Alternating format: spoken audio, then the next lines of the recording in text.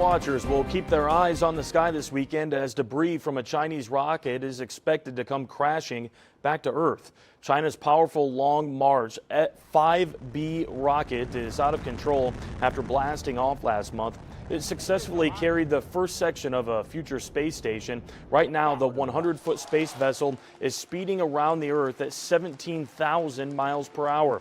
No one is sure where the debris is going to land, but China insists the risk of damage from it is extremely low. The Pentagon says it has no plans to shoot down the rocket, and China is set to send 10 more up in the coming months.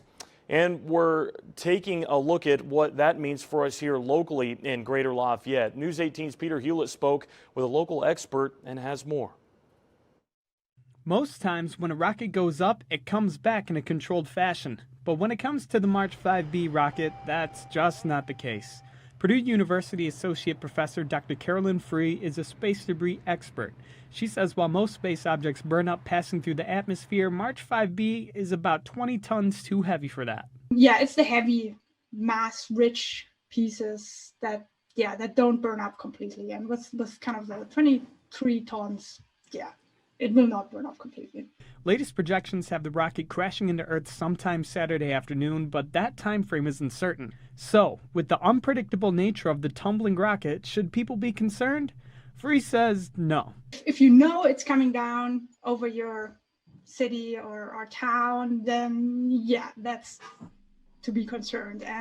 On the other hand, it's also, if you look at the surface of the Earth or the region it could come down, it's also not like super likely it will fall on a highly populated area. Armed with that information, some Lafayette residents shared their thoughts on the matter. None of them seemed too concerned. Take Jeff Clausen, who served in the Air Force for 24 years as part of their Space Command. He likes the odds of it splashing into water. Well, it's one of those times when I guess we can give thanks that most of the surface of the Earth is covered by water. So there's at least 2 chances out of 3 that wherever the debris would land, that it would be over water and not over land. And there's Megan Edwards, who says she's got other things to be concerned with tomorrow. I get to go see my grandma for the first time in a year and a half, so no, I'll be talking to her instead. The statistics and the odds and the science behind it, they're going to know where it's going to come down. They'll be able to warn anybody before it lands. So, the math on this is going to be pretty easy, I think. So.